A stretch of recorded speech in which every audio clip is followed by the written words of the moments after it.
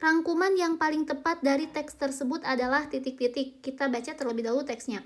Isu perubahan iklim semakin sering dibahas, tetapi masih banyak orang yang menganggapnya sebagai masalah yang jauh dan tidak berdampak langsung. Padahal, bukti ilmiah menunjukkan bahwa perubahan iklim telah mempengaruhi berbagai aspek kehidupan manusia, mulai dari meningkatnya suhu ekstrim, perubahan pola hujan, hingga menurunnya hasil panen.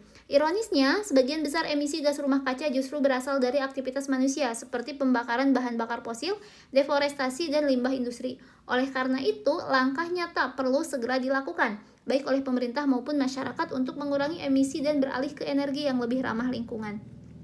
Nah, kira-kira rangkuman dari teks tersebut apa gitu? Kalau kita perhatikan dari paragraf di atas ini, gagasan utama atau ide pokoknya itu mengenai perubahan iklim sudah nyata dampaknya gitu. Jadi ada dampaknya dan disebabkan aktivitas manusia, sehingga perlu tindakan segera untuk menguranginya. Nah, kira-kira untuk pernyataan yang sesuai atau yang bisa merangkum secara keseluruhan yang ada dalam paragraf tersebut tuh yang mana?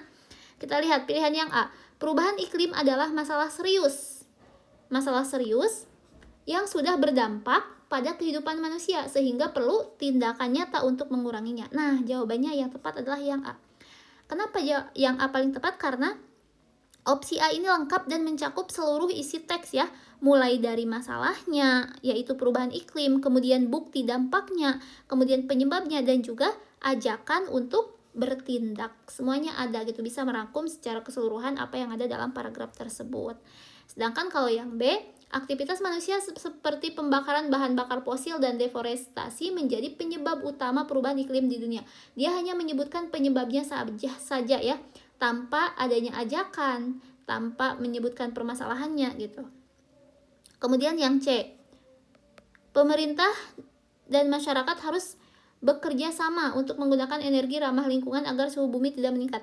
Di sini hanya menyebutkan solusinya saja.